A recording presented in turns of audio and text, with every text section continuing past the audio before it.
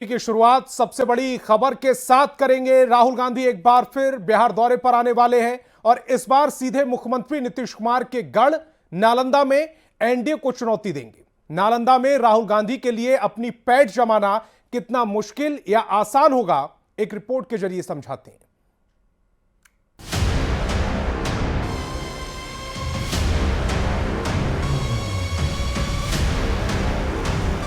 विधानसभा चुनाव जैसे जैसे नजदीक आ रहा है, राहुल गांधी की सक्रियता बिहार में बढ़ती जा रही है। इस बार राहुल गांधी ने पार्टी का बेड़ा पार लगाने की जिम्मेदारी खुद अपने कंधों पर ली है। तभी तो पिछले 5 महीने में वो 5वीं बार बिहार आ रहे हैं और वो भी नीतीश कुमार के गढ़ नालंदा में। नालंदा में राहुल गांधी अति पिछड़ा समाज के साथ संवाद करेंगे। राहुल जी आ रहे हैं, 2 कार्यक्रम है। एक जगह वो अति पिछड़ा संवाद करेंगे, एक जगह महिला से संवाद करेंगे। तो राहुल जी तो पूरे देश में घूम रहे हैं। राहुल गांधी का 5वां बिहार दौरा कई मायनों में खास और अहम है। नालंदा ऐतिहासिक स्थल के साथ राजनीति का केंद्र बिंदु भी है।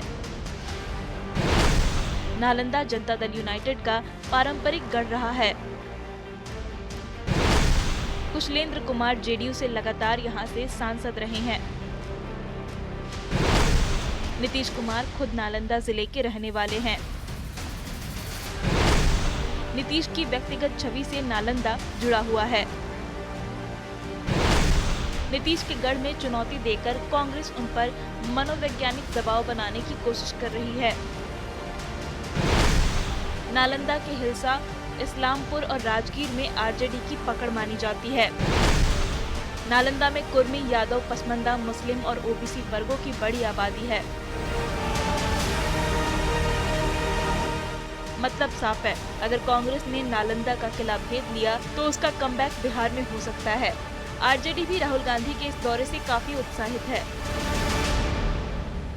सब लोग हर जगह एक ही चाहत है कि बिहार में सत्ता का परिवर्तन हो, क्योंकि रोटी अगर पलटी नहीं गई तो बिहार का जो भविष्य है बिल्कुल बर्बाद हो जाएगा। नालंदा में नीतीश को चुनौती देना महागठबंधन के लिए आसान नहीं है। विकास की बदौलत अति पिछड़ों के बीच नीतीश कुमार की पैठ राहुल के लिए सबसे बड़ी बाधा बनेगी। नीतीश कुमार की ओबीसी, खासकर कुर्मी, महिलाओं और ग्रामीण मतदाताओं में गहरी पकड़ है। नालंदा में सड़क, शिक्षा, स्वास्थ्य जैसी प्रत्यक्ष विकास योजनाएं हैं। इसके साथ ही जेडीयू के मजबूत कार्यकर्ताओं और विधायकों का नेटवर्क नीतीश कुमार के किले को और भी मजबूत करता है। 327 देशी और विदेशी पर्यटक आए। अब तो पर्यटकों की संख्या बढ़ जाएगी, क्योंकि आपके सुरक्षा कर्मी, आपके कुनबे के लोग वहाँ रहेंगे। दरअसल कांग्रेस और राजद में आपस में कंपटीशन चल रहा है। ये लोग एक दूसरे के वोट में सेंधमारी की कोशिश कर रहे हैं, लेकिन दोनों दलों की नीयत है सिर्फ सत्ता लोलुपता है। बिहार की जनता इसे पहचान चुकी है। राहुल गांधी के नीतीश के गढ़ नालंदा में आने से कांग्रेस कार्यकर्ताओं का जोश हाई है, पर नालंदा के लोगों का भरोसा जीत पाना कांग्रेस के लिए बड़ी चुनौती होने वाला है। न्यूज़ 18 के लिए पटना से संवाददाता रवि एस नारायण की रिपोर्ट। मुख्यमंत्री में अब बात चिराग पासवान की चाहत की। उनकी पार्टी बार बार ये कह रही है कि चिराग पासवान बिहार के नेता हैं, चिराग पासवान को बिहार का नेतृत्व करना है। लेकिन जब चिराग से सवाल होता है कि क्या वो सीएम बनना चाहते हैं, तो जवाब होता है कि सीएम नीतीश कुमार ही रहेंगे। तो फिर सवाल है कि नेतृत्व से चिराग पासवान और उनकी पार्टी का मतलब क्या है।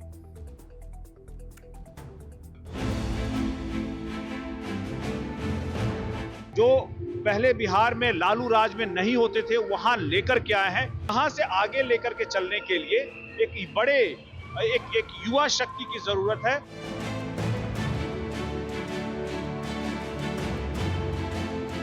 नीतीश कुमार अपने सुशासन से जहां बिहार को लेकर आए हैं, वहां से आगे जाने के लिए बिहार को अब एक बड़े और युवा नेता की जरूरत है, जैसे कि चिराग पासवान। ऐसा हम नहीं कह रहे हैं, ये बयान दिया है एलजेपी आरवी सांसद अरुण भारती ने। अलग अलग लोगों को यहाँ पर व्यवसाय, काम हर चीजों से जो पहले बिहार में लालू राज में नहीं होते थे वहां लेकर के आए हैं। यहां से आगे लेकर के चलने के लिए एक युवा शक्ति की जरूरत है जो नीतीश कुमार जी के, नरेंद्र मोदी जी के और एनडीए के सपनों को आगे ले जा सके। सीएम पद की दावेदारी को लेकर चिराग पासवान बार बार ये कह रहे हैं कि उन्हें सीएम पद की कोई लालसा नहीं। साथ ही ये भी कहते हैं कि पार्टी उनकी भूमिका पर जो फैसला लेगी उसे वो स्वीकार करेंगे। पर उनकी पार्टी के लोगों के बयान कंफ्यूजन पैदा कर रहे हैं। कभी पोस्टर के जरिए उनके लिए सीएम पद की दावेदारी की जाती है तो कभी बयानों से इशारा होता है। एलजेपी रामविलास की इस लालसा पर विपक्ष खूब चुटकी ले रहा है। देखिए, एनडीए में अभी से ही सिर फुटोवल शुरू हो गया है। अब कई मुख्यमंत्री के दावेदार हो गए हैं। श्री चिराग पासवान जी की पार्टी एलजेपी कह रही है कि श्री चिराग पासवान जी मुख्यमंत्री का चेहरा होंगे। आदरणीय नीतीश कुमार जी और बीजेपी मिलकर श्री चिराग पासवान जी की पार्टी की उपेक्षा कर रही है। 2025 के चुनाव में क्या होगा यह जनता ने मन बना लिया है। महागठबंधन की सरकार बनेगी। वहीं जेडीयू और बीजेपी नीतीश के नाम का निश्चय किए हुए हैं। उनका कहना है कि चिराग पासवान के चुनाव लड़ने से किसी को ऐतराज नहीं है, पर नेतृत्व नीतीश कुमार करेंगे, इसमें भी कोई दो राय नहीं है। बिहार को चिराग पासवान जी से काफी उम्मीदें हैं। चिराग पासवान जी बिहार विधानसभा का चुनाव लड़ेंगे या नहीं, यह उनके व्यक्तिगत फैसले पर निर्भर करता है। हालांकि अरुण भारती जी ने यह भी साफ कर दिया कि उनकी बातों को सीएम पद की दावेदारी से जोड़कर नहीं देखा जाना चाहिए। आदरणीय चिराग पासवान जी एनडीए के सम्मानित नेता हैं और एनडीए में जो सीट अलॉट होगा उसी सीट के अंतर्गत लोक जनशक्ति पार्टी रामविलास के सीटों में से कहीं एक सीट पर लड़ेंगे, जिससे एनडीए को मजबूती मिलेगी। और हम लोगों का तो नारा है कि 25 से 30 फिर से नीतीश। चिराग पासवान बिहार लौटने से पहले अपनी चाहत को लेकर चर्चा में है। सवाल ये उठ रहा है कि चिराग पासवान क्या बिन बोले सीएम पद की दावेदारी करने की कोशिश कर रहे हैं। न्यूज़ 18 के लिए संवाददाता धर्मेंद्र कुमार और शैलेंद्र कुमार के साथ संजय कुमार की रिपोर्ट। बूथ सशक्तिकरण को लेकर प्रधानमंत्री मोदी से मंत्र मिलने के बाद बिहार बीजेपी ने बूथ जीतो चुनाव जीतो फॉर्मूले पर काम करना शुरू कर दिया है। विधानसभा चुनाव के पहले अभियान चलाकर बीजेपी बिहार के सभी बूथों पर पार्टी और एनडीए को सशक्त बनाने में जुट गई है।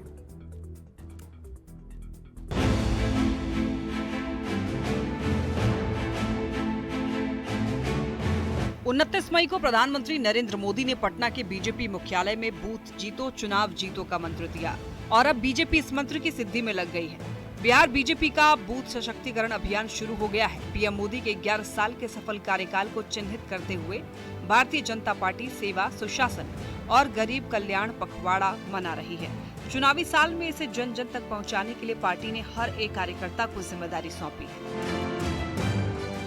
और अभी आज हमने पूरे बिहार के सभी जिलाध्यक्ष, बूथ सशक्तिकरण के प्रभारी और जो हमारे नए पदाधिकारी बने उनके साथ आज एक विस्तृत बैठक हो रहा है कि भारतीय जनता पार्टी आगामी चुनाव को देखते हुए संगठन को कैसे धारदार बनाए।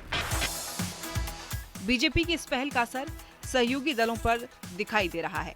जेडीयू नेता सरयू राय ने भी बूथ सशक्तिकरण को आगामी विधानसभा चुनाव के लिए बेहद महत्वपूर्ण करार दिया है।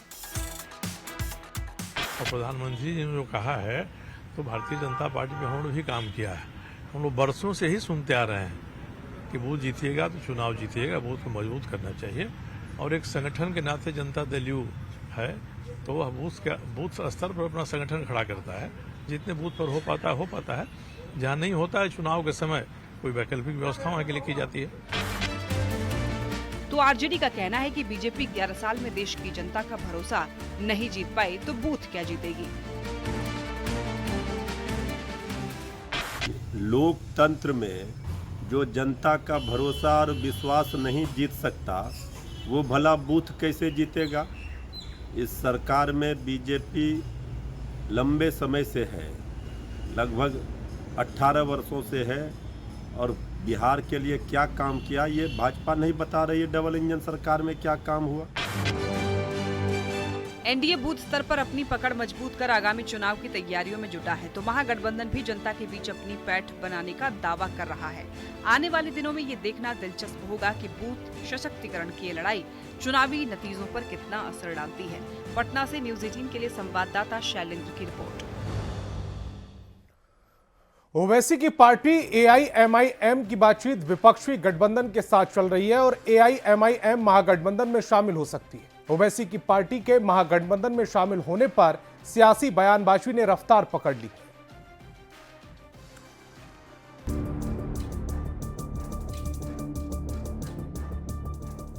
कहते हैं राजनीति में ना कोई स्थायी दोस्त होता है और ना दुश्मन। अब ओवैसी की पार्टी एआईएमआईएम को ही ले लीजिए। जिस एआईएमआईएम के 4 विधायकों को आरजेडी ने तोड़ लिया था, उसी ओवैसी की पार्टी एआईएमआईएम की बातचीत विपक्षी गठबंधन के साथ चल रही है और एआईएमआईएम महागठबंधन में शामिल हो सकती है। शर्त बस सीमांचल की प्रमुख सीटों पर लड़ने की है। जिम्मेदार लोगों के जरिए से हमने उनके टॉप लीडरशिप को मैसेजिंग करी है। इससे पहले भी कहा है और हम लोग समझते हैं कि इसके बाद ईद के बाद हम लोग एक प्रेस कॉन्फ्रेंस करेंगे और लास्टली हम लोग ये गुजारिश कर लेंगे। ओवैसी की पार्टी के महागठबंधन में शामिल होने की चर्चा पर सियासी बयानबाजी ने भी रफ्तार पकड़ ली है। ओवैसी जी की पार्टी का बिहार में महागठबंधन में शामिल होने की खबरें आ रही हैं। वैसे अभी इस संदर्भ में कोई आधिकारिक जानकारी नहीं प्राप्त हुई है। कांग्रेस का कहना है कि समान विचारधारा की पार्टियां साथ आती हैं तो उसका स्वागत है। गठबंधन में कोई दल आना चाहता है या अपनी आस्था दिखाना चाहता है तो ये गठबंधन की जितनी भी पार्टियां हैं वो सब मिलकर वो तय करेंगी। जबकि आरजेडी का कहना है कि जिनको तेजस्वी का नेतृत्व पसंद हो वो साथ आ सकते हैं। परिवर्तनकारी राजनीति के रूप में और राजनीति के कारक के रूप में लोग तेजस्वी जी के नेतृत्व को पसंद कर रहे हैं, उसके साथ सभी खड़े हैं। वहीं दूसरी ओर बीजेपी और जेडीयू के नेताओं का कहना है कि एआईएमआईएम का महागठबंधन में जाने से कोई फर्क नहीं पड़ेगा। बिहार की जनता एनडीए के साथ है। महागठबंधन में कोई टूट कर जाए, कोई अंतर्राष्ट्रीय दल आके जुड़ जाए, कोई फर्क नहीं पड़ता साहब। आपको बता दें कि बिहार में इस साल विधानसभा चुनाव होने वाले हैं और सभी राजनीतिक दल अपने अपने समीकरण साधने की कोशिश में लगे हुए हैं। 2020 के चुनाव में एआईएमआईएम ने सीमांचल की 5 सीटों पर जीत हासिल की थी, जो आरजेडी के लिए एक झटके की तरह था। सवाल है कि अब तक मुस्लिम वोट पर एक छत्र दावा करने वाली राष्ट्रीय जनता दल अपने एमवाई समीकरण में किसी को हिस्सेदार बनाएगी। न्यूज 18 के लिए पटना से रवि एस नारायण के साथ ब्यूरो रिपोर्ट। मुख्यमंत्री में अब आपको दिखाते हैं चुनावी वायरल, यानी ऐसी तस्वीर जो चुनावी मौसम में वायरल है। पटना के मशहूर कोचिंग संचालक खान सर ने शादी कर ली। उनकी शादी गुपचुप तरीके से हुई, लेकिन रिसेप्शन आलीशान रहा। खान सर के रिसेप्शन में पहुंचे तेजस्वी यादव के साथ उनकी बातचीत सोशल मीडिया पर वायरल हो रही है।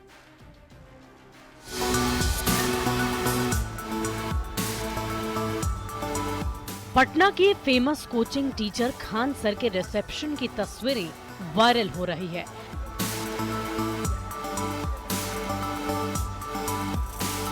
कुछ दिन पहले ही खान सर ने अपनी एक क्लास के दौरान अपने स्टूडेंट को बताया कि उन्होंने शादी कर ली।